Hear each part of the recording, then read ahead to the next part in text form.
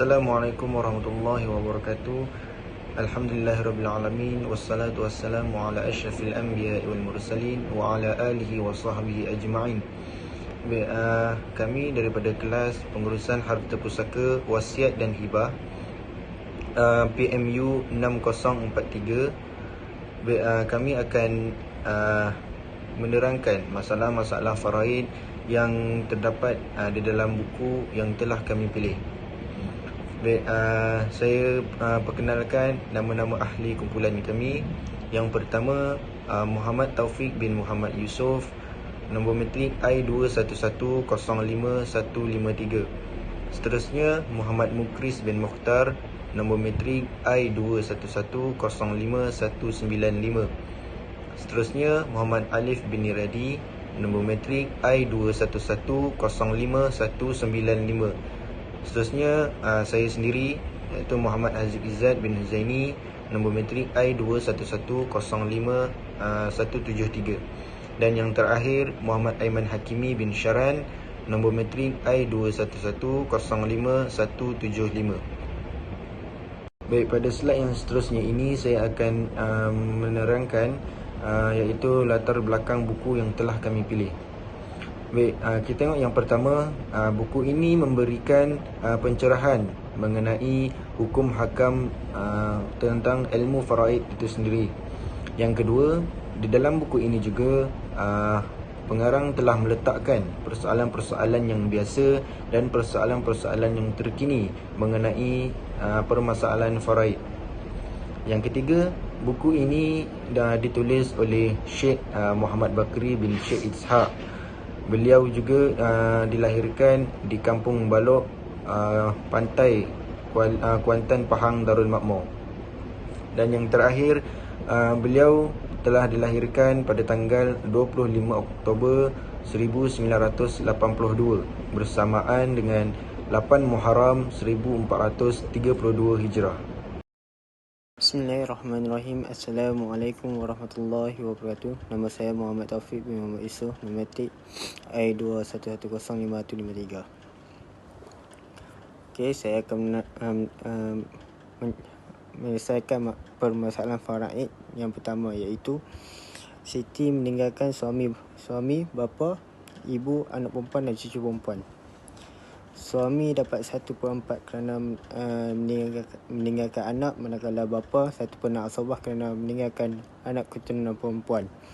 Dan ibu dapat 1/6, anak perempuan dapat 1/2 dan cucu perempuan 1/6. Sebab nak mencukupkan 2/3.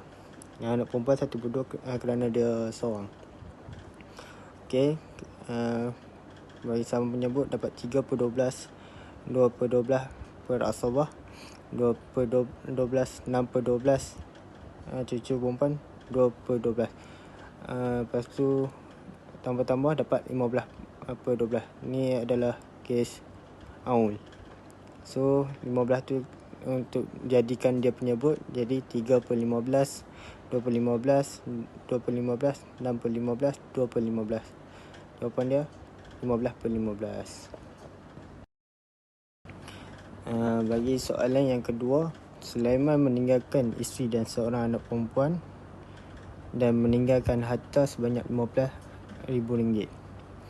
Isteri dapat 1/8 kerana suami itu meninggalkan anak, dan anak perempuan dapat 1/2 kerana dia seorang. Bagi sama penyebutnya 8, isteri sama 1/8, anak 4/8 dan ada baki 3/8. Okey, kita teruskan. Sama juga tasihnya 1/8 dengan 4/8 bagi anak, dan 3/8 tu kita bagi Baitul Mal. Dan harta setelah dibahagi, isteri dapat RM RM1,875, anak dapat RM7,500, manakala Baitul Mal sebanyak RM5,625. Jadi keseluruhannya RM15,000. Sekian, terima kasih. Bismillahirrahmanirrahim. Assalamualaikum warahmatullahi taala wabarakatuh. Nama saya Muhammad Alif bin Radin, nombor matrik I21105174. Saya dari Kumpulan 5 akan meneruskan permasalahan yang berikutnya. Kita tengok pada permasalahan ketiga dan yang keempat. Okey, permasalahan ketiga, Syukri mati meninggalkan 4 orang anak perempuan, bapa, ibu dan 3 cucu perempuan. Okey, 4 orang anak perempuan ni akan mendapat 2/3 kerana lebih dari seorang anak perempuan dan tiada anak lelaki. Bapa pula dia akan mendapat fardu dia 1/6 asabah kerana si mati meninggalkan keturunan perempuan, iaitu anak perempuan tadi. Okey, yang seterusnya, ibu akan mendapat fardu dia 1/6 kerana si mati meninggalkan keturunan lelaki atau anak perempuan. Okey, yang seterusnya, 3 orang cucu perempuan ni terhalang sebab si mati meninggalkan 4 orang anak perempuan. Okey, dia akan terhalang sebab ada keturunan perempuan lah. Okey, kiraan kat situ 2/3, 1/6 asabah dan 1/6. 2/3 kita kalikan dengan 2 akan mendapat 4/6, 1/6 dan 1/6. So total dia 4/6 tadi kita akan bagikan kepada 4 orang anak perempuan. Kiranya seorang akan dapat 1/6, 1/6, 1/6. Bapa pula akan mendapat 1/6 dan ibu pula akan mendapat 1/6. Dia punya kiraan akhir akan mendapat 6/6. Okey, kita teruskan dengan permasalahan yang seterusnya, iaitu permasalahan yang keempat. Siti mati meninggal dunia dan meninggalkan suami, bapa dan ibu. Okey, kes ni dikenali sebagai kes Umariyatain ataupun Warawiyatain. Okey, ibu ni dia akan mendapat dengan kadar 1/3 baki dalam 2 keadaan je. Yang pertama, ketika ibu bersama ayah, bersama bapa ataupun suami. Yang kedua, ketika ibu bersama bapa ataupun isteri. Dalam 2 keadaan tu je ibu akan dapat 1/3 baki. Okay, kita tengok pada jalan kira. Suami akan mendapat 1/2, bapa akan mendapat asabah, ibu akan mendapat 1/3 baki. Suami mendapat 1/2 secara fardu kerana isteri tidak tinggalkan anak. Okey, bapa pula dapat baki pusaka secara asabah kerana si mati tidak tinggalkan anak. Okey, yang ketiga, kerana ibu pula mendapat 1/3 baki kerana si mati tidak tinggalkan penerima pusaka, iaitu bapa dan suami. Kiranya ibu mengambil kadar 1/3 daripada baki 3 yang telah ditolak dari asal masalah. Kita tengok asal masalah dia, kita akan dapat 1/2 ni kita kalikan dengan 3. So dia akan dapat 3/6.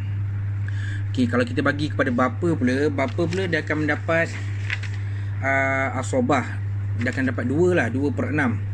So baki daripada bapa tu 3 tolak 2, 3 tambah 3 akan jadi 5, dan 5 tolak 6 akan jadi 1. So ibu akan mendapat 1 daripada baki yang telah ditolak dari asal masalah. So jalan kira dia akan jadi bapa akan mendapat 3/6, suami akan mendapat 3/6, bapa pula akan mendapat 2/6, dan manakala ibu akan mendapat 1/6. Wallahu ta'ala a'lam. Ya, seterusnya saya Muhammad Iman Hakim Besyaran, nombor matrik I21105175, akan menerangkan untuk slide yang seterusnya, iaitu permasalahan faraid yang kelima, iaitu di mana Halim meninggal dunia dan dia meninggalkan isteri, bapa dan ibu, dan dia tinggalkan harta sebanyak RM12,000. Okey, kita mula yang pertama, iaitu isteri. Isteri dia mendapat 1/4 kerana si mati tidak meninggalkan anak. Yang kedua adalah bapa. Bapa dia mendapat baki secara pusaka asabah, iaitu sebabnya si mati tidak meninggalkan anak. Dan yang ketiga iaitu ibu. Ibu dia mendapat 1/3 secara asabah kerana dia meninggalkan penerima pusaka yang utama, iaitu bapa. Dan kalau kita lihat dekat sini, sahamnya iaitu isteri 1/4, bapa 2/4 dan ibu mendapat 1/4 kerana 1/3 itu dibahagikan dengan 3 dan ibu mendapat 1/4. Dan secara tasahihnya kat sini dia mendapat total kat sini, totalnya adalah 4/4. Dan untuk pembahagian harta yang bentuk wang ringgit, iaitu Halim dia meninggalkan 12,000. Dan yang pertama isteri dia mendapat 3,000, iaitu 1/4 tu dikalikan dengan 3,000. Bapa dia mendapat 6,000, iaitu 2 dikalikan dengan 3,000. Dan ibu mendapat RM3,000, iaitu 1 dikalikan dengan RM3,000, dan total adalah RM12,000. Kita masuk kepada slide yang seterusnya, iaitu permasalahan faraid yang ke-6, iaitu Ali meninggal dunia dan dia meninggalkan anak perempuan dan bapa. Dan kita tengok kepada bapa dia mendapat 1/6 secara asabah kerana si mati meninggalkan keturunan perempuan. Lepas tu anak perempuan mendapat 1/2 kerana beliau seorang sahaja dan tiada anak lelaki. Dan kalau kita lihat kat sini secara sahamnya, bapa mendapat 1/6, anak perempuan mendapat 3/6, dan baki itu adalah 2 yang untuk bapa. 1/6 kali 2 dia akan mendapat 3/6. Dan secara tasahihnya, bapa mendapat 3/6, anak perempuan pun mendapat 3/6, dan secara keseluruhannya adalah 6/6. Maka cukup untuk membahagikan setiap harta tersebut pada bapa dan anak perempuan. Baik, pada slide yang seterusnya ini saya akan menerangkan bagaimana untuk menyelesaikan permasalahan daripada soalan tersebut. Okey, kita tengok pada soalan. Fatimah meninggal dunia dan beliau meninggalkan suami dan 6 anak perempuan dengan harta sebanyak RM5,000. Okey, yang pertama kita tengok pada waris, iaitu suami. Okey, suami ini akan mendapat 1/4 oleh kerana suami ini ada keturunan perempuan, dan 6 anak perempuan ini pula akan mendapat 2/3 oleh kerana mereka ini lebih daripada seorang. Okey, seterusnya kita akan bagi sama penyebut, iaitu 1/4 suami ini kita akan darabkan dengan 3, dan 2/3 daripada 6 anak perempuan ini pula kita akan darabkan dengan 4. Okey, setelah kita darabkan, suami akan mendapat 3/12, dan anak perempuan pula akan mendapat 8/12. Kemudian akan ada baki 1. Seterusnya kita akan darabkan pula dengan 3, oleh kerana kita nak bagi sama rata kepada 6 anak perempuan tersebut. Setelah kita bagi sama rata kepada 6 anak perempuan tersebut, suami akan mendapat 9/36, manakala 6 anak perempuan pula akan mendapat 24/36. Kemudian akan ada baki 3 setelah kita darabkan dengan 3 tadi. Okey, lebihan baki 3 tersebut kita akan serahkan kepada Baitul Mal. Baik, setelah kita menyelesaikan jalan pengiraan tersebut, maka inilah harta-harta yang akan jatuh kepada waris suami dan juga 6 anak perempuan. Suami akan mendapat RM1,250, manakala 6 anak perempuan tersebut akan mendapat RM2,500, dan selebihnya itu kita akan serahkan kepada Baitul Mal. Baik, kita tengok pula pada permasalahan yang seterusnya, iaitu soalannya, Zulaikha meninggal dunia dan meninggalkan 8 anak perempuan dan meninggalkan ibu dan pakcik kandung.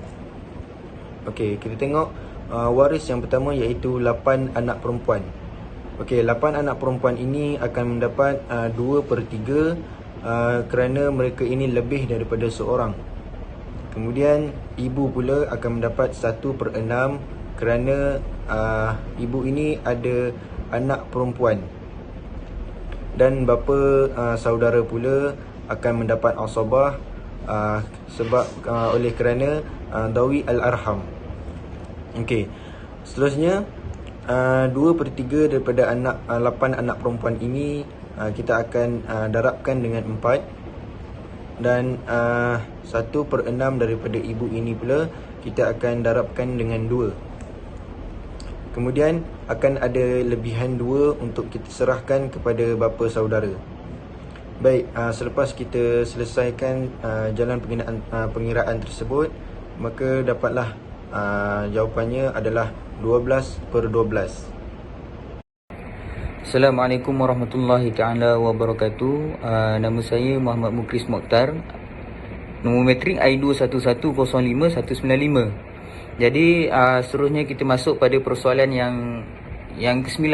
Yang ini Saloma meninggal dunia dan meninggalkan suami, anak perempuan, 3 cucu perempuan dan saudara lelaki seibu sebapa. Untuk pembahagian waris terbahagi kepada 4 lah. Yang kita ada suami, anak perempuan, 3 cucu perempuan serta saudara lelaki seibu sebapa. Untuk kadar fardu, suami akan dapat 1/4 sebab ada keturunan perempuan. Anak perempuan akan dapat 1/2 sebab dia seorang. 3 cucu perempuan akan dapat 1/6 sebab kita nak cukupkan 2/3. Manakala saudara lelaki dia akan jadi asabah sebab saudara lelaki itu dia dawil arham. Untuk saham pula, suami akan dapat 9/36. Macam mana dapat 9/36? First kali jadi penyebut 12. Jadi lepas tu adanya 3 cucu perempuan, 12 itu akan dikalikan dengan 3, dapatlah 36. 9/36 untuk suami, anak perempuan 18/36. 3 cucu perempuan akan dapat 6/36. Saudara lelaki akan jadi 3/36. Jadilah 36/36 untuk taksir. Tashih pula, suami akan jadi 9/36, anak perempuan akan jadi 18/36. 3 cucu perempuan, seorang satu, 3 orang tu akan jadi 2/36. Jadi saudara lelaki seibu sebapa akan jadi 3/36 dan akan dapat taksirnya 36/36. Okey, kita masuk pula pada persoalan yang terakhir, ini yang ke-10, iaitu Ahmad meninggal dunia dan meninggalkan ayah, ibu serta 2 saudara lelaki seibu sebapa. Jadi untuk pembahagian waris terbahagi kepada 3 lah. Kita ada bapa, ibu serta 2 saudara lelaki seibu sebapa. Jadi untuk kadar fardu bapa dia akan jadi asabah sebab tiada keturunan. Ibu pula dia akan jadi 1/6, sama juga sebab tiada keturunan. 2 saudara lelaki dia akan jadi terhijab sebab datangnya ashabul furu', yang ini bapa. Untuk kadar saham pula, bagi bapa dia akan dapat 5/6. Sebab apa 5/6? Sebab dia ashabul furu', jadi dia akan dapat 5/6. Untuk ibu dia sama juga, dapat 1/6. 2 saudara lelaki tiada, maka taksir ni kita akan dapat 6/6. Tashih, bapa akan jadi 5/6, ibu 1/6, 2 saudara lelaki tiada, jadi dapatlah taksirnya 6/6. Itu saja pembentangan daripada kumpulan kami. Sekian, Assalamualaikum warahmatullahi taala wabarakatuh.